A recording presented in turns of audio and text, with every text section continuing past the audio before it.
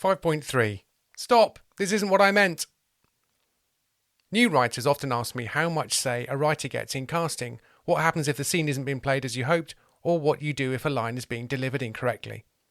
Essentially, they want to know how to stop the producer, the director and the cast from screwing up their idea. This is an understandable concern, but those kinds of questions start in the wrong place. You, as the writer, are crucial. It's pretty much your show, since the show is your vision and your voice. But once the show is in production, you are not in charge. Not in Britain anyway. Over here, the producer is in charge. They are the ones who have to deliver as good a version of the agreed programme as possible on time and on budget. They are spending over £1 million filming your TV series. They probably want to do this in partnership with you. Naturally, there are many ways in which this can go wrong, and anecdotes along these lines are often magnified in the stories that float around the industry or in showbiz fiction. Blowing the whistle on extras. In Series 2 of Extras, we see on screen a breakdown in trust between the writer-performer, Andy Millman, Ricky Gervais, creator of the studio sitcom When the Whistle Blows, and the producer of the show. Seemingly at the last minute, the producer thinks some comedy glasses and a wig will make all the difference to the character Andy Millman is playing. Millman is disillusioned and now seems to despise the show that they're making. I always found this part of Extras hard to relate to. What sort of show did Millman think they were making? Millman's written a big, broad audience comedy with catchphrases that's being filmed in front of an audience. And surely these discussions have already been had. Didn't really ring true for me. Of course, things can go wrong between a producer and a writer, but assuming they will is a mistake. And the key to a good relationship, in any sphere of life, is communication. Have you articulated your vision for the show in the script and in person? There is naturally uncertainty at the beginning, and it continues right up until shooting and beyond. In the development process on Bluestone 4.2, it felt like we were all roughly on the same page, especially as we spent a lot of time together with a pilot script and casting the show, which is crucial to establishing the tone. But it was only when we saw the first few scenes roughly cut together that we were sure we all saw the show the same way. This is not what I had in mind. So how do things look when they feel like they're going wrong? And what can you do? Sometimes when you're actually shooting a scene on location or watching a technical rehearsal in a studio, a scene ends up looking different from how you'd imagined. The director has made a choice or even changed the scene slightly to make it work. It happens, although it might not make any material difference. If it does, and you're there, there's normally a chance to talk about it. Briefly. A decent producer will hopefully anticipate any problems by having the writer talk through the script with the writer a few days or weeks in advance to make sure that nothing crucial is changed, or if changes are made, the writer is alerted to make sure this doesn't impact on anything else in the script. So the scene isn't how you imagined it. It's all wrong. But before you go off on one, stop and think. The director has staged it in a certain way for a reason. It may be so that it looks awesome, which is a perfectly good reason to stage a scene in a certain way. But it may look so awesome or staged that it makes it less funny. It's odd that things looking cool, or like a TV commercial, can sometimes fight the comedy in a scene. It may look awkward and clunky. Maybe because the logistics of the script dictate it happens in this way, and you'd not realise this in the way you wrote it. Maybe the director has slavishly followed what you have written and your script is at fault. Occasionally the director has a previous draft of the script in his head and hasn't noticed the change that you've made, profoundly altering the blocking of the scene. In which case that's unfortunate, but it's not the end of the world and probably fixable. On set. If you're filming on location, after the cast have rehearsed the scene on set, there should be a rehearsal for the crew, including you, to watch.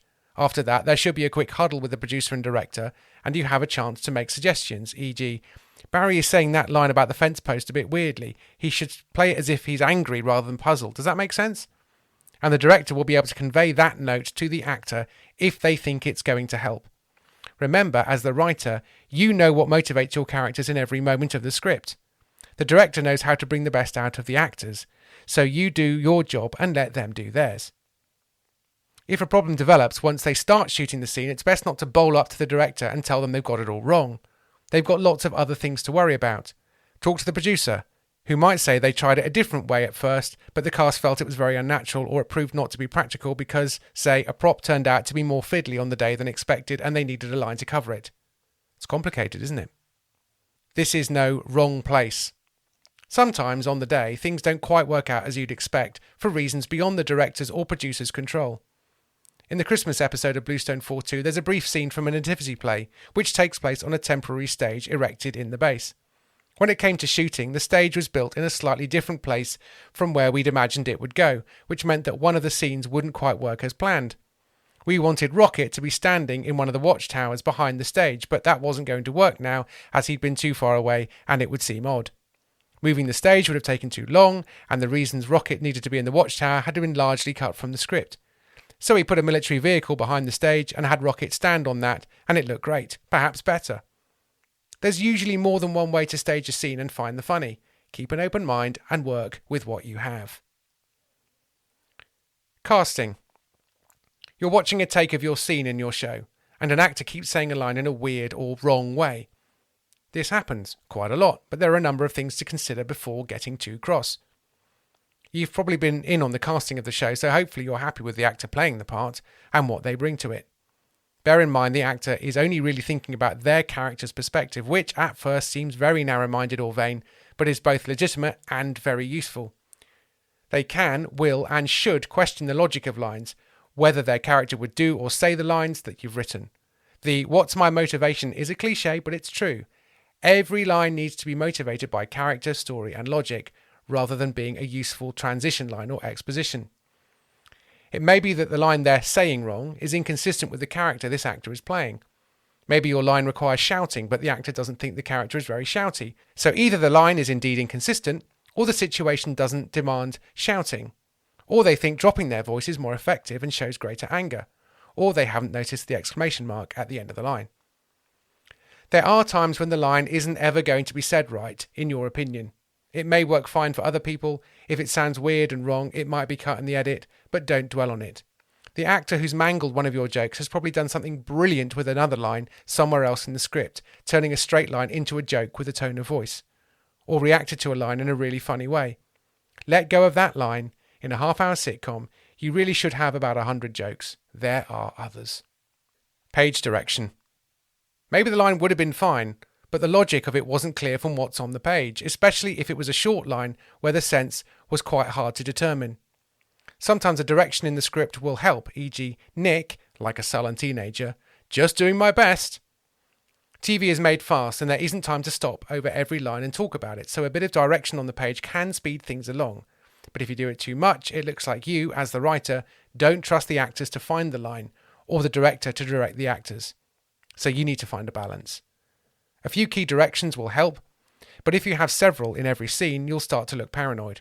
Of course you're paranoid, as you're a writer, but you have to try and act normal. See? Acting's harder than it looks, isn't it? No I in team, but there is me. You're a team. You, the writer, the producer, the director, the cast, and, well, everyone on set. That's why you need to be careful who you work with in the first place. The key relationship is between the writer and the producer. It's always flattering and exciting to have a producer interested in your idea, but if you feel they're constantly pulling the show in a direction you're not happy with, or you think they're a jerk or incompetent, stop. Think. Do you really want to work with someone you don't like or respect for hours, weeks, months, constantly making decisions together, the result of which will be broadcast on national television? Probably not. Although frankly, it still beats real work. Let's round off this section with another one of those lists.